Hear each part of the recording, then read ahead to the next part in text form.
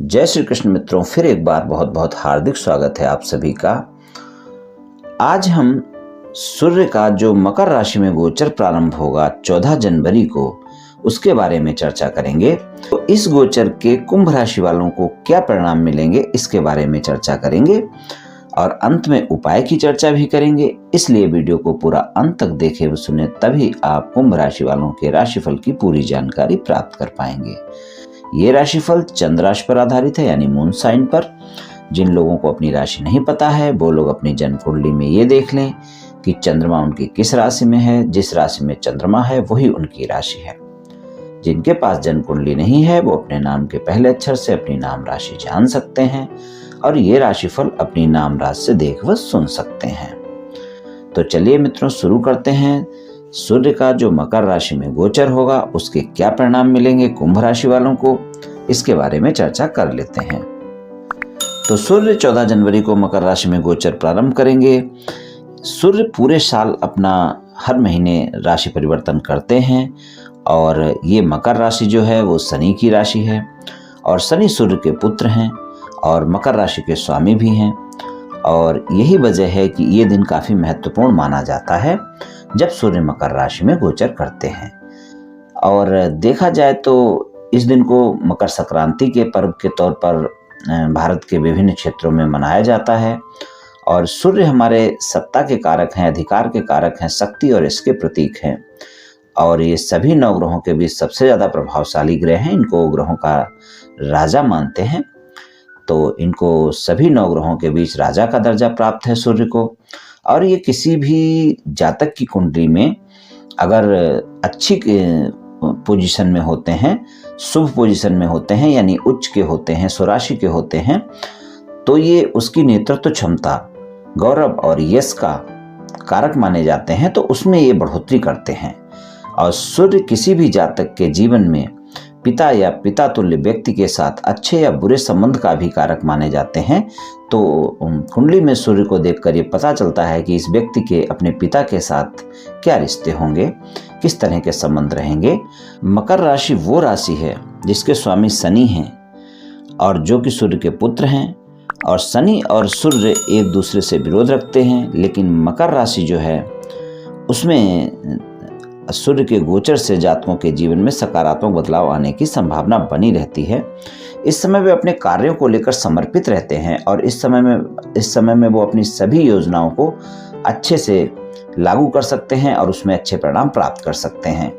और सूर्य का मकर राशि में गोचर, जो कि मकर संक्रांति के नाम से भी जाना जाता है, उन लोगों के लिए बहुत ही अच्छा होता है, महत्वपूर्ण और सकारात्मक गोचर माना जाता है जो अपने करियर में अच्छा करना चाहते हैं और आत्मसम्मान अर्जित करना चाहते हैं, फिर अपने कार्य क्षेत्र में उच्च अधिकारियों से बेहतर संबंध बनाना चाहते हैं। तो ये गोचर उनके लिए लाभदायक सिद्ध हो सकता है अगर आपकी जन्म कुंडली में भी सूर्य अच्छी पोजीशन में है। तो सूर्य आपकी आंतरिक आत्मा, स्वाभिमान, हृदय, व्यक्तित्व, पिता, करियर और सरकार के पर शासन करते हैं। धार्मिक नजरिए से भी यह दिन काफी शुभ माना जाता है क्योंकि इस दिन से सूर्य उत्तरायण हो जाते हैं। शनि और सूर्य के बीच शत्रुता होने के बावजूद भी सूर्य का मकर राशि में गोचर जातकों के जीवन को उतना नकारात्मक रूप से प्रभावित नहीं करता है। काल पुरुष की कुंडली के अनुसार मकर राशि 10वें भाव की राशि है और सूर्य 10वें भाव में होने पर शुभ फल देते हैं। इसके अलावा मकर राशि का स्वामी शनि है, जो कि न्याय और अनुशासन के प्रतीक माने जाते हैं और ये गुण सूर्य को पसंद आते हैं। इसलिए सूर्य का मकर राशि में गोचर आपको आपके जीवन को लेकर एक अच्छा दृष्टिकोण प्रदान कर सकता है। चलिए कुंभ राशि वालों की बात करते हैं कि कुंभ राशि वालों को इस गोचर के क्या परिणाम मिलेंगे। तो कुंभ राशि में सूर्य जो है 7वें भाव के स्वामी हैं और इस गोचर के दौरान ये आपके 12वें भाव में गोचर करेंगे, यानी कि मोक्ष के भाव में, खर्चे के भाव में ये गोचर करेंगे। तो इस समय में आप अगर विदेश से संबंधित कोई कार्य करते हैं, यानी विदेशी कंपनियों से जुड़ा हुआ कार्य करते हैं, एक्सपोर्ट इंपोर्ट का कार्य करते हैं या मल्टीनेशनल कंपनी में नौकरी करते हैं, तो उनको जो है सफलता मिलेगी। और आपका जीवन साथी अगर नौकरी में है तो उनके साथ कोई विवाद ना हो, इसमें आपको ध्यान रखना पड़ेगा। और आप इस समय अपने अहंकार को किनारे रखकर अपने जीवन साथी के साथ शांतिपूर्वक और धैर्य के साथ कार्य करें। जीवन साथी से वाद विवाद ना करें, इस बात का ध्यान रखना बहुत आवश्यक है, क्योंकि सप्तम भाव के स्वामी हैं। और अगर आप अहंकार अपने अंदर लाते हैं तो आपके वैवाहिक जीवन में परेशानियां बढ़ सकती हैं।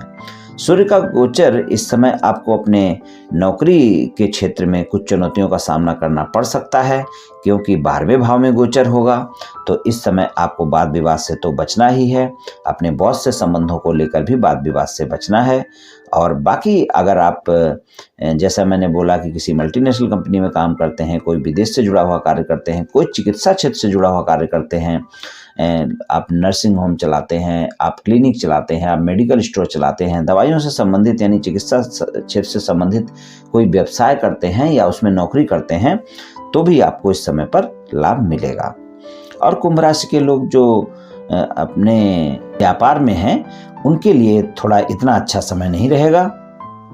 ऐसे में आप ध्यान रखें कि कोई भी व्यापारिक सौदा करते हैं, कोई भी व्यापारिक डील करते हैं तो उसमें लापरवाही बिल्कुल ना बरतें और उसकी अच्छे से जांच पड़ताल करने के बाद ही आप अपने व्यापारिक सौदों को अंजाम दें।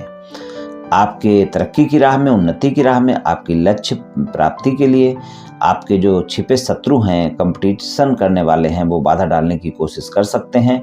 ऐसे में आपको सावधान रहने की सलाह दी जाती है। और अगर आप गवर्नमेंट से जुड़ा हुआ कोई कार्य करते हैं तो आपको इस समय सरकारी अधिकारियों से वाद विवाद से बचना है, इस बात का ध्यान रखें। और गलतफहमी और वाद विवाद आपके रिश्ते को खराब कर सकते हैं, आपके परिवार के सदस्यों के रिश्ते को खराब कर सकते हैं, आपके जीवन साथी के साथ रिश्तों को खराब कर सकते हैं। इस बात का ध्यान रखें कि ऐसा कोई कार्य ना करें जिससे आपके जीवन साथी के साथ या आपके परिवार के सदस्यों के साथ आपके रिश्तों में कोई दिक्कत आए। और कोई भी फैसला लेने से पहले सोच समझ कर लें। वैवाहिक जीवन में तनाव बढ़ने की आशंका है। स्वास्थ्य के दृष्टिकोण से देखा जाए तो इस समय आपको अपने स्वास्थ्य का बहुत ध्यान रखना है, क्योंकि इस समय में अपने सेहत का ख्याल रखें, नहीं तो इस समय आपको बुखार या कोई मौसमी बीमारी, सर्दी आदि की शिकायत रह सकती है। तो इस बात का ध्यान आपको रखना होगा, क्योंकि 12वें भाव में गोचर है सप्तम भाव के स्वामी का और राशि स्वामी भी वहाँ पर हैं। तो आपको अपने पिता से भी वाद विवाद से बचना है, अपने पिता से कोई भी वाद विवाद नहीं करना है, इस बात का बिल्कुल ध्यान रखना है। और अगर इस समय आपके पिता से कोई वाद विवाद आपका होता है तो वो लंबा हो सकता है, लंबा खिंच सकता है। इस बात का ध्यान आपको बहुत ज़्यादा रखना है कि पिता से वाद विवाद ना हो, क्योंकि आपके राशि स्वामी का गोचर वहीं पर है। और अगर आप गवर्नमेंट में कोई नौकरी करते हैं तो वहाँ पर आप अपने अधिकारियों से कोई वाद विवाद ना करें, क्योंकि इस समय कोई भी वाद विवाद आपका व्यर्थ का आपको परेशानी दे सकता है। क्योंकि छठे भाव पर दृष्टि रहेगी, जो गोचर उनका 12वें भाव में होगा, और शनि की दृष्टि भी वहाँ पर रहेगी, और शनि सूर्य एक साथ रहेंगे। तो आपको इस बात का ध्यान रख के चलना पड़ेगा। और अगर आपका कोई ऐसा व्यापार कारोबार है जो सरकार से संबंधित है, यानी गवर्नमेंट से जुड़ा हुआ कोई कॉन्ट्रैक्ट लेते हैं, कोई गवर्नमेंट को माल सप्लाई करते हैं, कुछ भी इस तरह का कार्य करते हैं, तो उसमें इस समय आपको दिक्कत देखने को मिल सकती है। 14 जनवरी से जो गोचर सूर्य का होगा और ये लगभग 13 फरवरी तक रहेगा, तो ये गोचर जो है आपको परेशानी दे सकता है। और कोई कानूनी अगर आपका वाद विवाद चल रहा है तो उससे दूर रहें, और कोर्ट कचहरी के चक्रों से भी दूर रहें, इस बात का ध्यान रखें। बाकी इस समय शत्रु आपका कुछ बिगाड़ नहीं पाएंगे, क्योंकि सूर्य की दृष्टि वहाँ छठे भाव पर होगी। बाकी आप में अहंकार देखने को मिल सकता है, इसलिए आपके जीवन साथी के साथ संबंध खराब हो सकते हैं, आपके व्यापारिक पार्टनर के साथ संबंध खराब हो सकते हैं, परिवार के सदस्यों के साथ संबंध खराब हो सकते हैं। इसलिए वाणी पर संयम रखें और जीवन साथी के स्वास्थ्य का ध्यान भी आपको जरूर रखना होगा। जीवन साथी के स्वास्थ्य का ध्यान रखें, अपने स्वास्थ्य का ध्यान भी रखना होगा, क्योंकि शनि का गोचर 12वें भाव में है। स्वास्थ्य को लेकर कोई खर्चे हो सकते हैं, किसी परिवार के सदस्य को लेकर, जीवन साथी को लेकर या अपने खुद को लेकर। तो इस बात का ध्यान आप बहुत ज़्यादा रखें कि स्वास्थ्य को लेकर कोई खर्चा ना हो तो अच्छा है। संतान से संबंधित कोई स्वास्थ्य को लेकर खर्चा हो सकता है, तो इस बात का भी आपको ध्यान रखना पड़ेगा। तो स्वास्थ्य का बहुत ध्यान रखना है इस समय में आपको, और आपको अपने व्यापार का भी ध्यान रखना है कि व्यापार में भी उतने अच्छे परिणाम इस समय आपको नहीं मिलेंगे। और जहां नौकरी करते हैं वहां पर भी आपको ध्यान रखना है कि अपने बॉस से कोई ऐसे व्यर्थ की बातें ना करें जिससे वाद विवाद बढ़े और अपने कार्यों पर सही से ध्यान दें। अपने आप में अहम ना आने दें और अपने बॉस से कोई भी वाद विवाद ना करें, तो ये आपके लिए अच्छा रहेगा। उपाय की बात कर लेते हैं तो इस समय पर आप सुबह रोजाना सूर्य नमस्कार करें। इससे आप स्वस्थ भी रहेंगे और सूर्य भगवान की कृपा भी मिलेगी।